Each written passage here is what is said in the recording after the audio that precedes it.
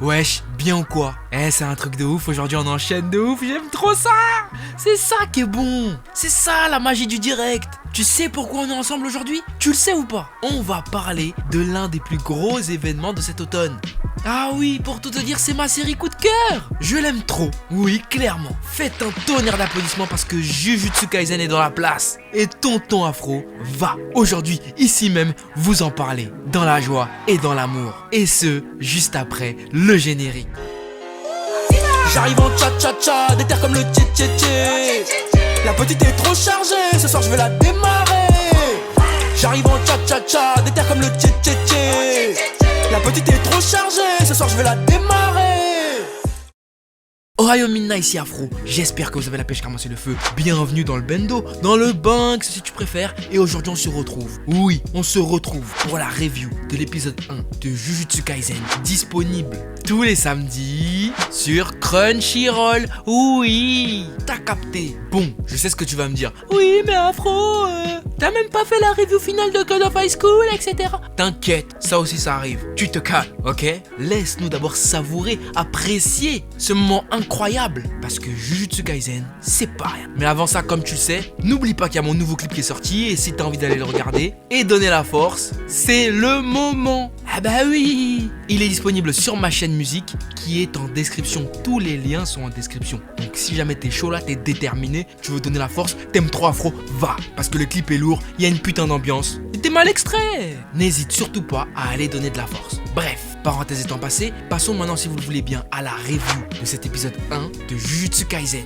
Oui, car c'est un événement. En effet, depuis déjà quelques mois, quelques années, pas très longtemps, on ne cesse de me rabâcher Jujutsu Kaisen, jusqu'à Kiyun m'a envoyé les tomes en exclusivité. Merci Kiyun, si vous avez d'autres tomes, je suis là. Et j'avais kiffé ma race. L'univers est très très sombre, il y a du sang, des fléaux, des exorcistes. Attention, c'est pas Blue Exorcist. Blue Exorcist, j'ai envie de te dire, c'est oui au pays enchanté, comparé à ça. Et je te jure même que parfois, de par son propos, je me demande si c'est pas un seinen. Mais bon, ça tu le découvriras bien plus tard au fil des épisodes. Jujutsu Kaisen, c'est quoi? C'est un manga de Gege Akutami qui nous raconte l'histoire de Yuji Itadori, un jeune lycéen avec des aptitudes physiques plutôt exceptionnelles, qui n'aime pas trop se prendre la tête, mais qui est membre du club de spiritisme de son lycée. Bon, j'avoue, le spiritisme, c'est un peu un truc bizarre. En effet, tu le vois durant l'épisode, ils font des séances où ils appellent des esprits, etc. Ça, tu montes ça à un blédard, il va te dire ça, c'est le Ndoki. Ndoki, ça veut dire démon, diable en lingala. Ouais, je vous apprends des mots, ouais, oh.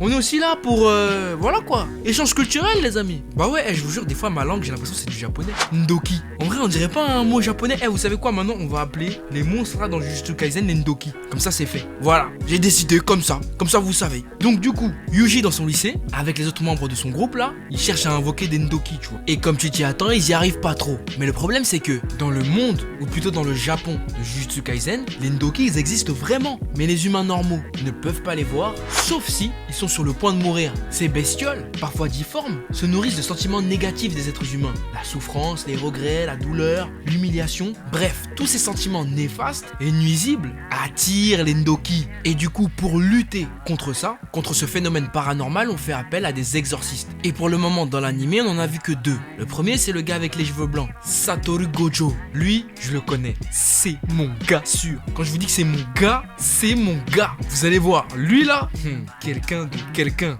Et l'autre, c'est Megumi. Lui, il peut invoquer des familiers pour le défendre. Ça n'a pas été bien expliqué, et ça va l'être au fur et à mesure des épisodes. Mais comme Megumi, les exorcistes peuvent matérialiser leur énergie spirituelle, ce qui crée des pouvoirs spécialisés en fonction de la personne. Et c'est avec ces pouvoirs qu'ils arrivent à lutter contre les fléaux. Cela dit, on comprend durant cet épisode, durant le premier épisode, qu'ils ne peuvent pas lutter contre tous les fléaux parce qu'il y en a trop. Et ils s'accumulent notamment dans des lieux tels que des hôpitaux, des écoles, des lieux de travail même, des lieux où il y a des fortes concentrations d'émotions. Et du coup, pour essayer de réduire le nombre de fléaux au maximum, les exorcistes ont déposé des reliques afin d'éloigner les démons, ou les Ndoki. Je sais que t'avais oublié le mot, mais je te le rappelle. Et on apprend durant l'épisode que ces reliques là, ce ne sont pas des objets purificateurs, mais elles sont elles-mêmes issues d'un démon plus puissant, ce qui contraint les autres démons à vouloir attaquer, ni même à tenter des choses. C'est astucieux. Combattre le mal par le mal, c'est pas mal comme idée, j'aime bien. Sauf que malheureusement, l'une de ces reliques n'était autre que le doigt d'un puissant démon, si ce n'est le roi des démons.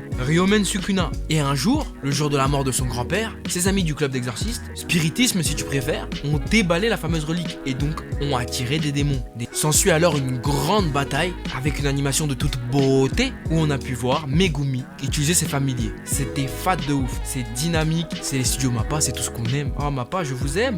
Et c'est durant cette bataille que Yuji a absorbé, ou plutôt a avalé, le doigt de Ryomen Sukuna, ce qui lui a permis à ce démon de revenir à la vie. D'où la fin de l'épisode 1. Bon, après t'avoir fait un mini résumé de ce qui s'est passé, essayons un peu d'aller plus loin. Et on va commencer par le personnage de Yuji. Yuji, c'est un héros de shonen comme on en voit souvent. Un peu tête brûlée, qui semble parfois même déconnecté du monde réel et qui semble ne faire les choses que par passe-temps. Sauf que comme tout héros qui se respecte, son passé est forcément trouble, voire même sombre. Il a vécu seul avec son grand-père, avec qui il semble avoir un fort lien, et ce dernier décède, alors qu'il voulait lui parler à propos de ses origines. Donc déjà, rien qu'à partir de ça, on peut comprendre, de par sa force qui dépasse celle d'un humain normal, et de par les mots de son grand-père, que Yuji, le personnage en lui-même, n'est pas normal. Ses parents sont loin d'être normaux, et c'est peut-être même soit un fils d'exorciste, soit un fils de démon, on sait pas encore. Le tout reste à voir. De plus, le fait que son grand-père soit mort durant le premier épisode, je t'avoue, m'a fait un choc. Pour plusieurs raisons. Premièrement, parce que c'était le seul membre de sa famille et le garçon se retrouve tout seul, ce qui va être, je pense, sur le long terme, soit une force, soit un traumatisme pour le personnage, car ses derniers mots étaient quand même puissants, ne meurs pas seul comme moi. Mais surtout en vrai, ce qui m'a fait marrer, c'est que le mec, son grand-père vient de mourir, il y a un exorciste qui vient le voir, et il tape 7 pauses, pépère allongé sur le canapé, or qu'on lui parle de démons. Après vous allez me dire, oui, mais c'est peut-être l'émotion, un front, on sait pas comment il a fait pour gérer, etc.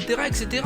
D'accord, mais quand même. C'est pour ça que je trouve qu'ils abusent de ouf dans les animes, surtout dans les shonen. Le mec qui vient de vivre la situation la plus traumatisante de la life, tu perds un proche. C'est pas quelque chose qu'on vit tranquillement. Surtout le seul membre de ta famille, et toi, tu chill, limite tu rigoles. Après vous me direz, oui, mais maintenant, il est motivé pour aller sauver ses amis, ou du moins les gens qu'il considère comme étant ses amis. Ok, mais quand même, voilà. Après en soi, c'est l'épisode 1. On nous a posé les bas avec les exorcistes et les démons. L'ultime démon, Ryomen Sukuna, a l'air surpuissant, du moins de ce qu'on voit. Et j'ai hâte de voir l'épisode suivant, car on nous parle là d'un démon sanguinaire, qui aime tuer des femmes et des enfants. Déjà que l'animé est sanglant et que les bastons tournent en sakuga de ouf malade, j'ai hâte de voir comment ça va se passer. Mais en tout cas, ça s'annonce très très prometteur. Le côté sombre des couleurs me fait grave kiffer. Et pour avoir lu le manga jusqu'au tome 4, crois-moi, il y a de la profondeur et cet animé risque de faire mal, donc je te conseille de le surveiller attentivement. Mais là tout de suite, encore une fois, je peux rien dire. Si jamais t'es intéressé pour plus de reviews sur Jujutsu Kaisen, n'hésite surtout pas à liker. À 6000 likes, je continuerai les autres reviews. Sinon on restera sur les bonnes vieilles reviews habituelles et je ferai une review à la fin de l'arc. Comme ça je suis sûr au moins que ça vous intéresse et on gagne du temps. Donc voilà, n'hésite pas à noter l'épisode dans les commentaires. Moi je lui mets un 8 sur 10 parce que j'ai bien aimé l'ambiance, les OST,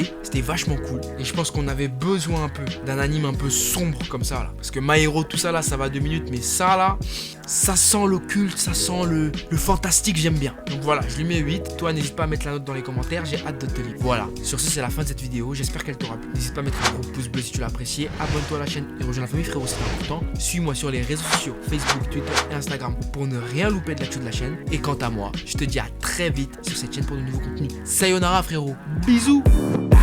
Je sais qu'elle aime mon délire, toucher mes locks, la rend fébrile, MDM qu'elle veut me voir en 2 spi. Mais l'avion part à midi, c'est ballot, je l'ai baillé, ma chérie t'es complètement dindée, arrête de m'envoyer des pavés, c'est dommage. Un bachelor ne reste pas au cage, Belzébuth met des frappes à la R9, t'en prends une, pas sûr que tu te relèves. Qui viendra me donner la main si mon cœur tombe dans les ténèbres? Je me sens comme Riku, comme Sora, sans cœur me guette, faut que je fasse Bellec. Qui viendra me donner la main si mon cœur tombe dans les ténèbres? Je me sens comme Riku, comme Sora, sans cœur me guette, faut que je fasse Bellec. Sans cœur me guette, faut que je fasse Bellec. Après 3 bouteilles, j'y vois encore net. La chicha, le nojo, moi je m'en balèque. Je pourrais même vendre la mort à ta daronne. Je me sens comme JR, Victor ou Jacabot. Bientôt jeune CEO, bientôt je monte un label. J'ai passé l'âge, il me faut les palettes.